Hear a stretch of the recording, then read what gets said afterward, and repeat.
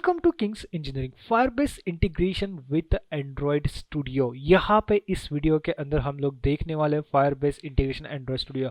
एक चीज़ मैं आपको पहले वीडियो के शुरुआत में बता देता हूँ, यहाँ पे कोई भी स्टेप आप स्किप मत कीजिए। आप यहाँ पे प्रॉपरली इंस्ट्रक्शन सुन लीजिए, क्योंकि हो सकता है कि आगे जाके आपको फायरबेस इंटीग्रेशन में प्रॉब्लम आए। तो ये इंटीग्रेशन कैसे होता है, बट यहाँ पे कोई अगर प्रॉब्लम आती है, अगर कुछ दिनों बाद आप प्रोजेक्ट ओपन करते हो और आपको फेस होता है कोई प्रॉब्लम, आपका डेटा नहीं आ रहा है, डेटा नहीं जा रहा है, इन सब चीज़ों को अगर आपको प्रॉपरली समझ के लेना है तो आप इस वीडियो को केयरफुली लिसन करें। मैं बोल रहा हूँ लिसन करें, और अगर आपको बाद में लगता है तो आप और एक बार रिप्ले करके इस वीडियो को फॉलो करके अगेन आप यहाँ पे फायरबेस इंटीग्रेशन कर सकते हो। तो चलिए स्टार्ट करते हैं। इसके लिए हमें ओपन करना पड़ेगा क्रोम पे जाके फायरबेस डेटाबेस की वेबसाइट। तो यहाँ पे मैं आता हूँ क्रोम के ऊपर मैं दिखाने के लिए अभी के लिए आपको क्या करता हूँ कि एक नए अकाउंट के साथ यहाँ पे फायरबेस ओपन कर लेता हूँ। तो यहाँ पे मैं फायरबेस डाल देता हूँ। फायरबेस जैसे डाल दूंगा तो ये सजेशन आपको आ जाएगा, इसको मैं ओपन कर लेता हूँ। देन फर्स्ट लिंक के ऊपर क्लिक कर लेना है, फायरबेस ओपन हो जाएगा।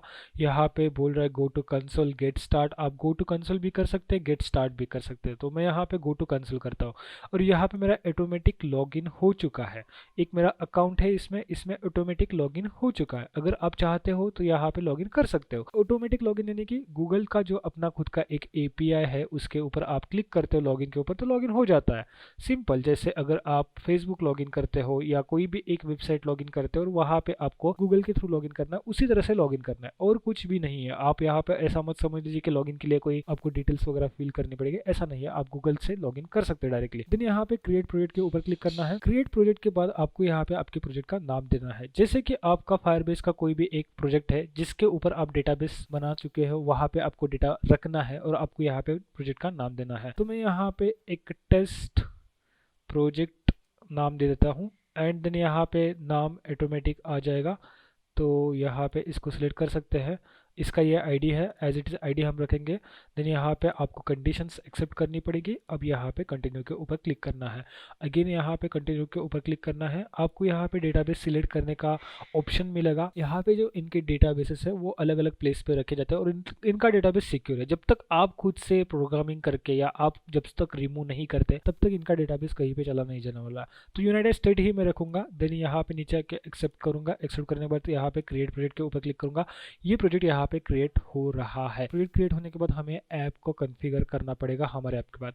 अब यहाँ पे दो वे है। अगर मैं यहाँ पे मेरे पीपीटी के अंदर चला जाता हूँ तो आपको पहले बता देता हूँ कि दो तरीके से डेटाबेस कॉन्फ़िगर किया जा सकता है, एक एंड्रॉयड स्टूडियो के थ्रू और दूसरा एक आप मैनुअल जेसन ऐड कर लो। अब इनका तरीका ही सेम ही है। अगर इसको देखा जाए तो तरीका तो सेम ही है, बट कुछ चीज़ें अलग है। अब यहाँ पे डेटाबेस मेरा क्रिएट हो चुका होगा।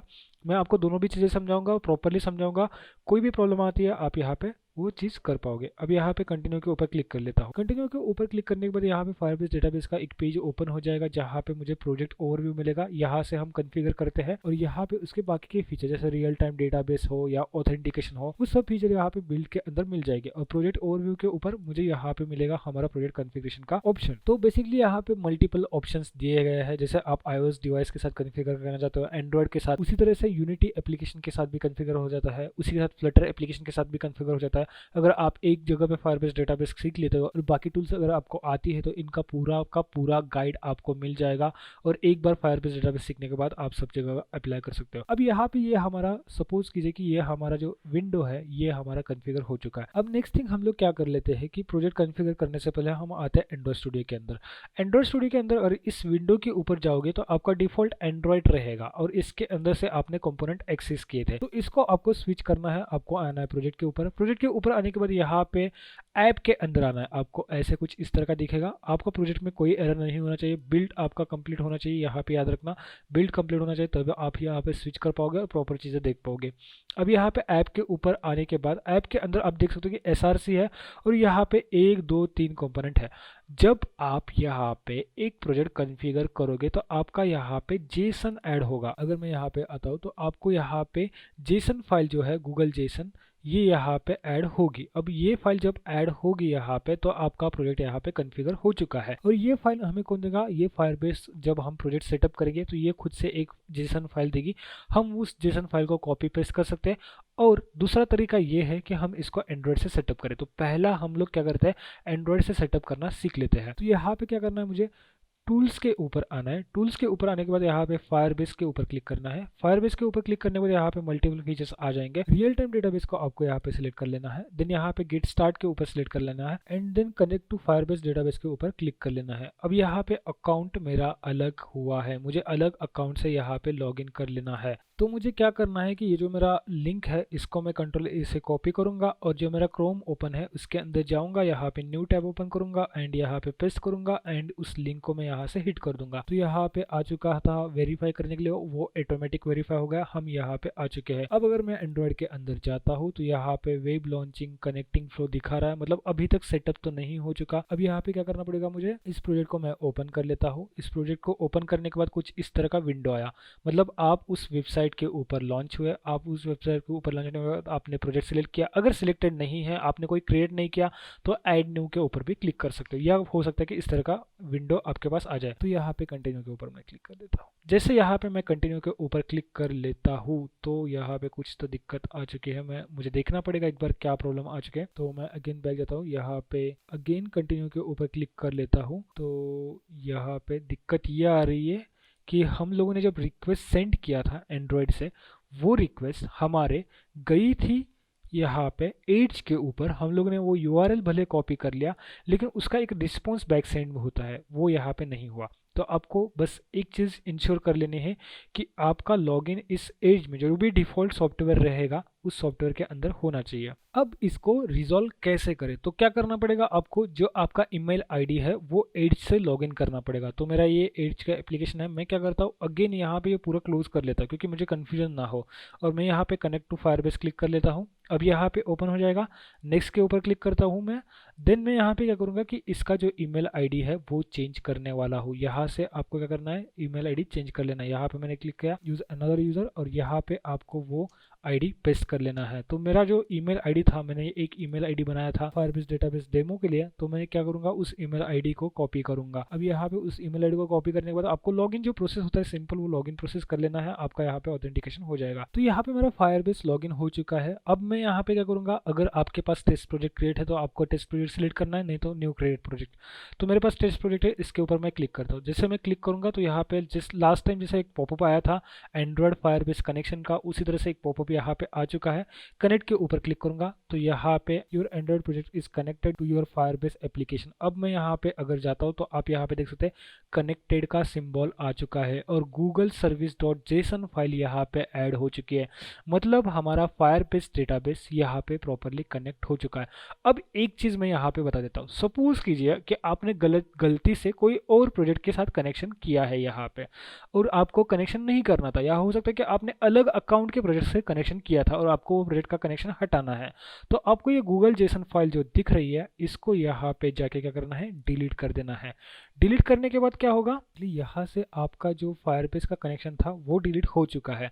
बस एक चीज़ बाकी रह गई, यहाँ पे आपको ये दिखा रहा है, ये हो सकता है कि बग हो या सिस्टम बाय डिफ़ॉल्ट दिखा रहा है। अब यहाँ पे अगर आपको चाहिए तो उस प्रोजेक्ट का जेसन फाइल आप इंपोर्ट करके भी यहाँ पे कनेक्शन बना सकते हो, जो सेकंड वे मैंने आपको बताया, तो उसको अब यहाँ पे फॉलो कर देते हैं। तो अब हम लोग ने पहला वे तो देख लिया कनेक्शन बिल्डिंग का, अब सेकंड वे देख लेते हैं। जैसे हमारा ये प्रोजेक्ट था, आप आइदर ये इसमें ओपन कर सकते हैं या एज में भी ओपन कर सकते हैं। तो एज में मैं ओपन कर लेता हूँ। ओपन करने के बाद मैंने लॉगिन कर लिया, फिर यहाँ पे गो टू कंसोल, कंसोल के अंदर गया। अब यहाँ पे देखते हैं क्या क्या चीज़ें हमें यहाँ पे चेंज करनी पड़ेगी। टेस्ट प्रोजेक्ट के अंदर हम लोग यहाँ पे आ चुके हैं। अब यहाँ पे क्या है कि हमारा कनेक्शन हम लोगों ने रिमूव कर लिया। अब यहाँ पे सेटिंग के ऊपर जाएंगे, प्रोजेक्ट सेटिंग के ऊपर जाएंगे। अब यहाँ पे देख सकते हैं आप, थोड़ा सा नीचे आएगा, यहाँ पे मैं अगेन आपको रिपीट करके स्टेप बताता हूँ। सेटिंग के ऊपर प्रोजेक्ट सेटिंग के बाद ये विंडो ओपन हो जाएगी। अब यहाँ पे आप थोड़ा सा नीचे आएंगे तो यहाँ पे गूगल जेसन डाउनलोड करने का ऑप्शन मिल जाएगा।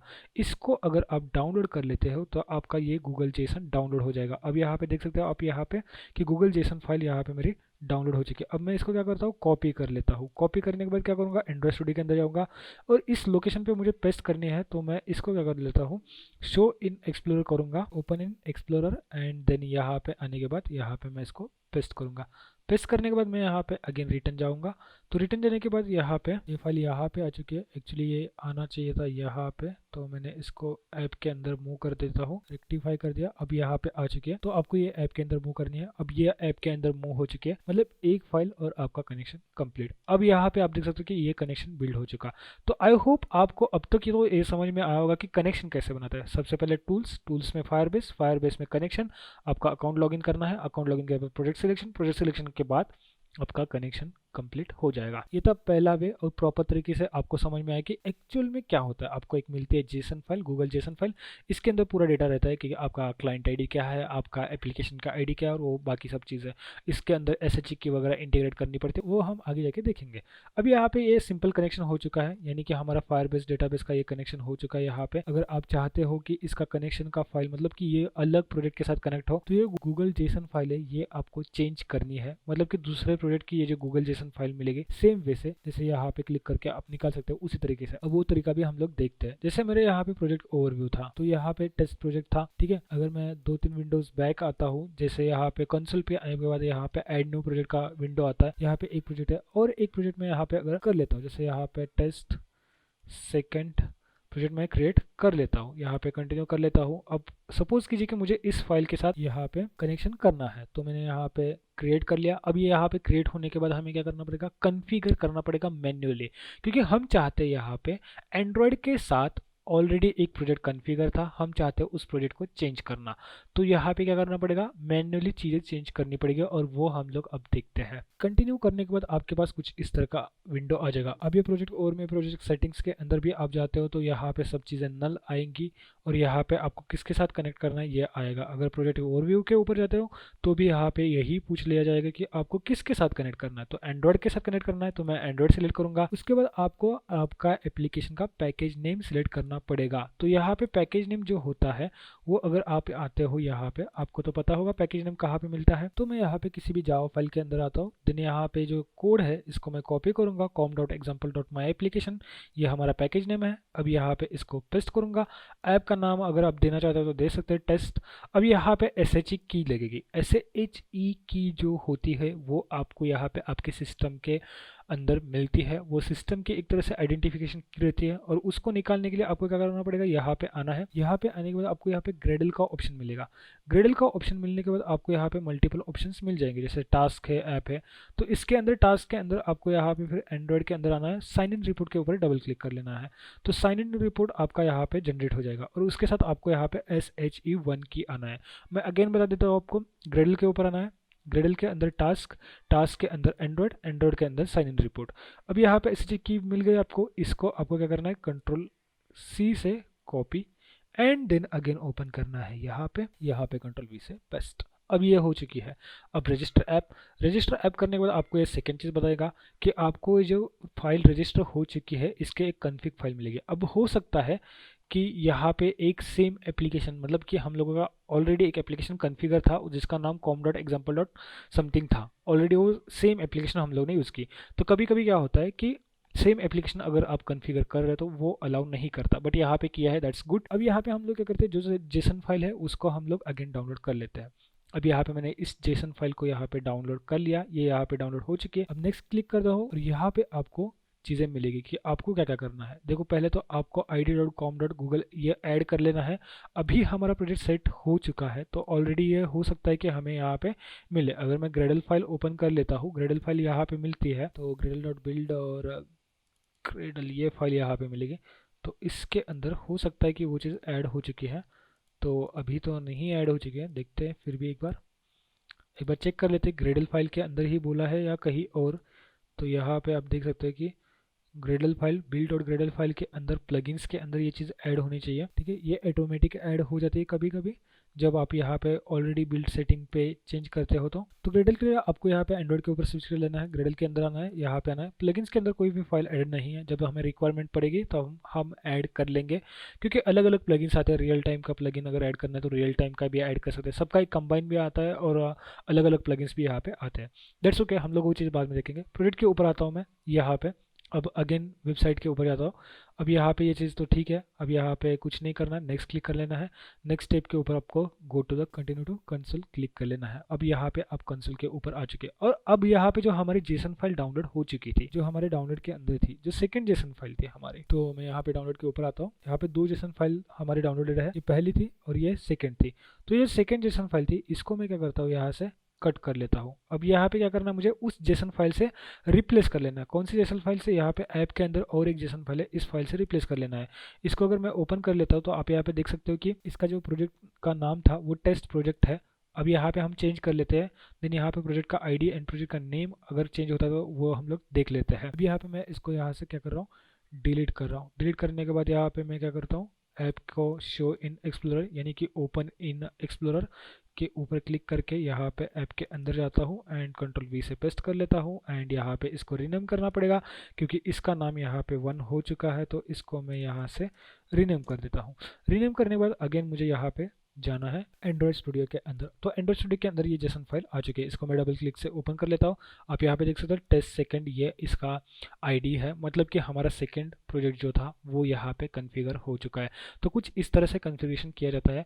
ये आपको एक बहुत इंपॉर्टेंट पॉइंट है, भले ही वीडियो थोड़ा सा लंबा हो, आपको थोड़ा सा यहाँ पे चीज़ें समझने में ईजी हो चुकी है, लेकिन आपको ये समझना बहुत इंपॉर्टेंट है कि फायरबेस का configuration Google services dot JSON file से ही होता है। अगर आपको कोई प्रॉब्लम आती है, आगे जाके डेटा एक्सचेंज नहीं हो रहा है, तो आपको ये चीज़ें ध्यान में रखनी है। वन टाइम आपको ये सीख लेना है, आप यहाँ पे फायरबेस कनेक्शन के साथ कोई प्रॉब्लम नहीं आएगा। वंस आपका कनेक्शन यहाँ पे प्रॉपरली बन जाता तो चीज़ें यहाँ पे आसान हो जाती है। तो चलिए इस वीडियो में इतना ही था, मिलते हैं नेक्स्ट वीडियो में।